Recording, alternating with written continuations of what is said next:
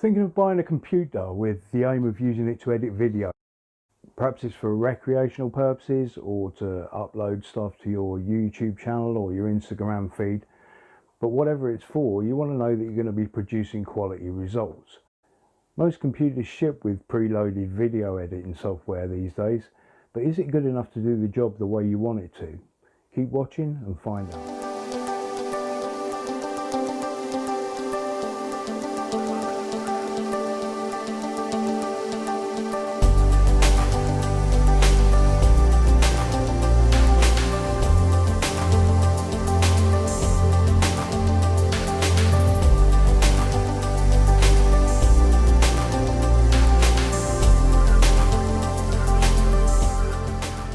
If you were looking for a versus video, I should tell you that's not what we're trying to do here. This video will look at the capabilities of bundled video software in its native operating environment and give you an idea of what you should be able to expect to accomplish with your machine straight out of the box. Typically, PCs have shipped with a copy of Movie Maker installed, which Microsoft stopped offering as a free download on their official site in 2017. But if you'd like to check it out though, it can still be found on some third-party web resources. As an extension of the Microsoft Photos application, there's a rudimentary video editor, and we'll look at that too. For the Mac there's iMovie, which if it didn't ship with your Mac is free to download and use from the App Store.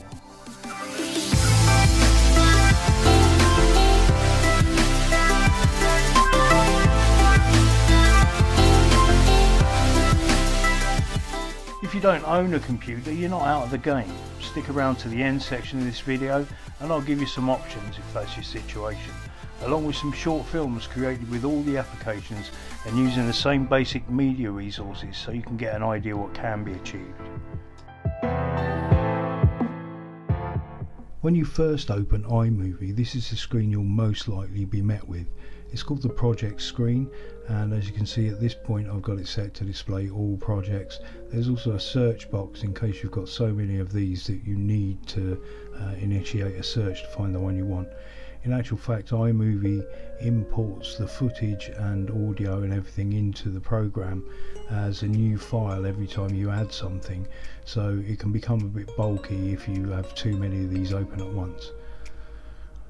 To the top left hand side of the screen there's this big plus button, which is your create new project button, and if you click on that you basically get two options.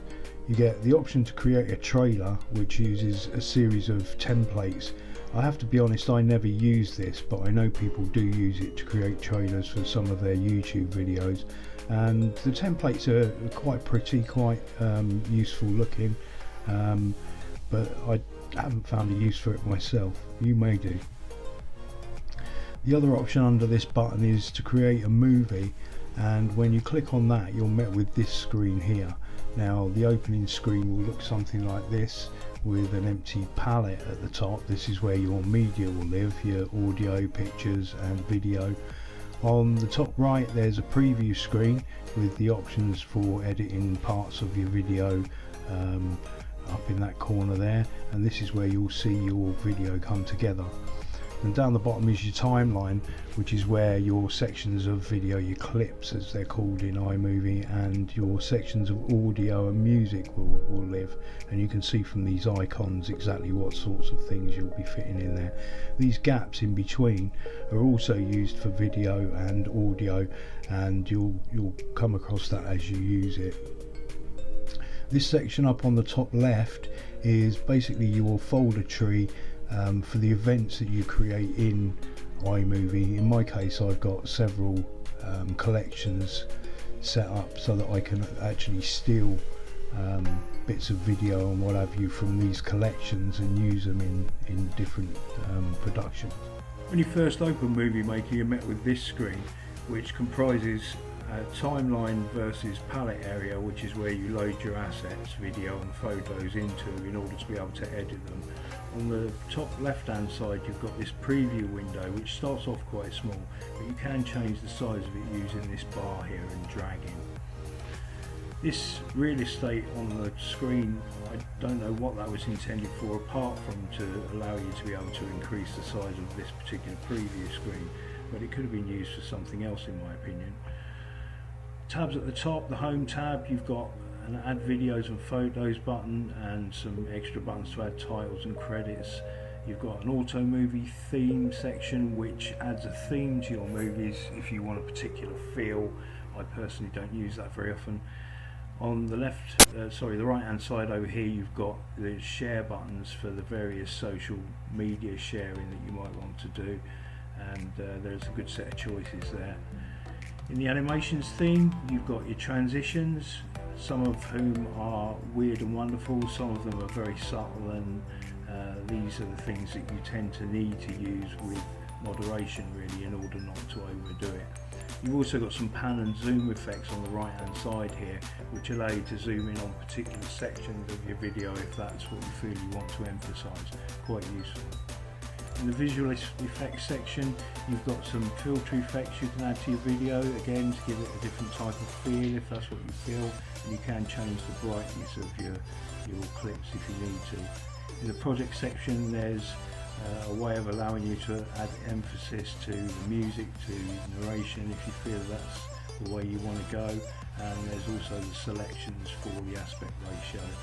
And finally, the view section allows you to zoom in and zoom out of the thumbnails and to allow you to preview this section in full screen.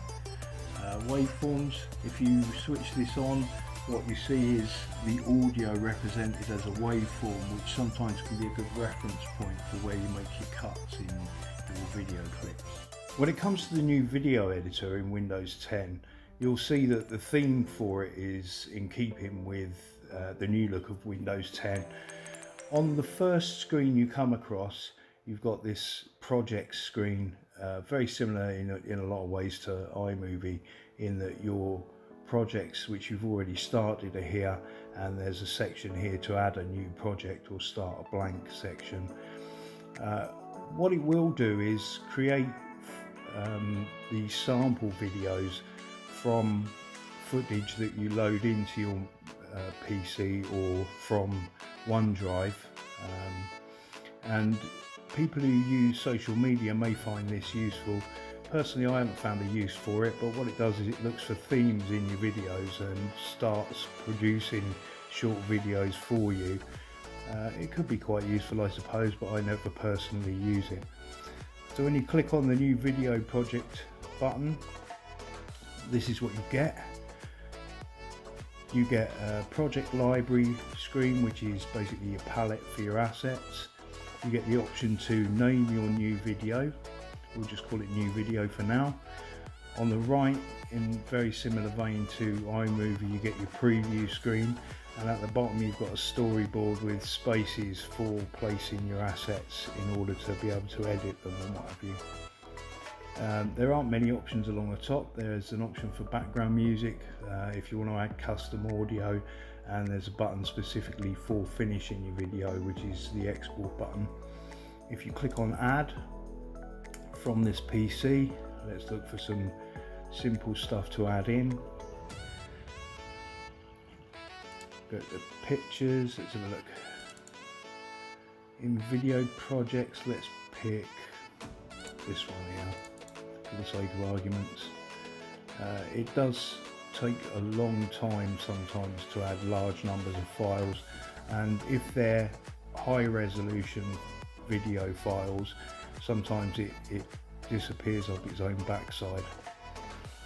But as you'll see, they appear in your palette here, and in the same vein as iMovie, you can drag these down into the bottom section in order to add them to your timeline, and your preview screen will automatically update to show you what's in this screen here. You have these options to split, trim and add text to your videos. You can also add some 3D effects, and there are filters in a similar vein to Movie Maker. You can also adjust the speed of your clips and speed them up or slow them down. The add title card button basically adds a blank screen so you can choose text or backgrounds to personalize the details at the beginning. Let's add a picture just so you can see this. So add in a JPEG picture, adds that to the timeline. and you get a preview here of exactly what you're seeing in this box. It also adds a default time of 3 seconds. So let's run this right back to the beginning, play it as it is. You've got your title screen, got some shaky footage, and then a still picture, and it deals with those quite well, to be fair. The trimmer I found to be quite cumbersome, but realistically it goes into a different screen in order to give you the option to trim your clips and what have you. Let's say we want to take it from about there to the point before the whole thing starts going shaky. So what you do is you drag the cursor to that point, drag the trim button to there, and then it's a matter of looking for the part where it goes shaky, which will be about there somewhere. You can see it's already lagging, so you need to go fairly slow. So it's more like about there somewhere really. There we go, and if you click done, it tells you the length of the clip there. If you click done, it will just take that section back into your timeline, so you can see the timing has changed there. So let's change our title here.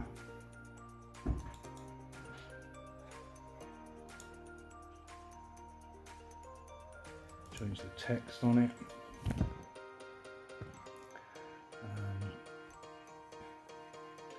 This is where you add your text, so let's call it short, and let's give it a nice loved background like that. These are all pre-themed, unfortunately, so there's very little you can do in terms of actually editing that stuff. You do have the option to place it on the screen wherever you want, so I can make that smaller and put it in the middle, or I can move it off to one side. You'll figure that out as you go along. Let's stick with this one for the time being and click done. We've got 3 seconds of that at the beginning. Let's run this right back to the beginning so you can see exactly what's happening there.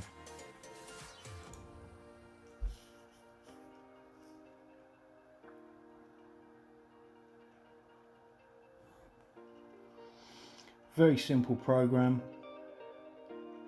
Doesn't give you an awful lot of options, but it's a nice place to start if you're just producing your own home videos and you'd like a quick way to add titles and to change the length of your particular clips and tack them together.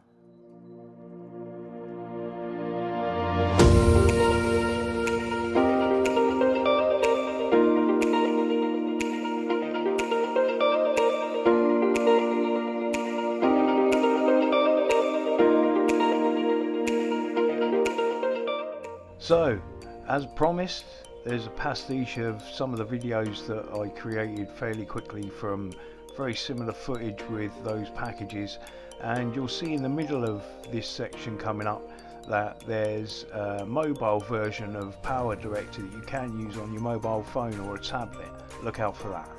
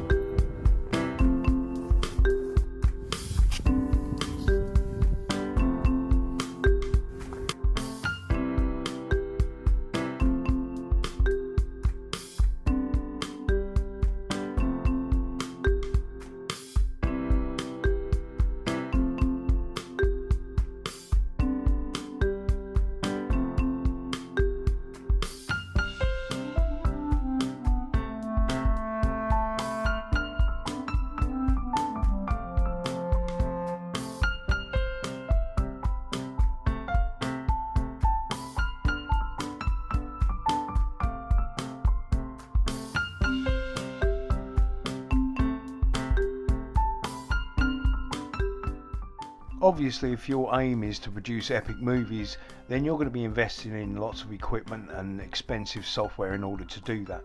But I hope you can see from this video that that's not what you need to do. If all you're producing is stuff to impress yourself or your family, or things to upload to your channels, then the software that comes with your PC or Mac or whatever computer you're using will do the job just fine.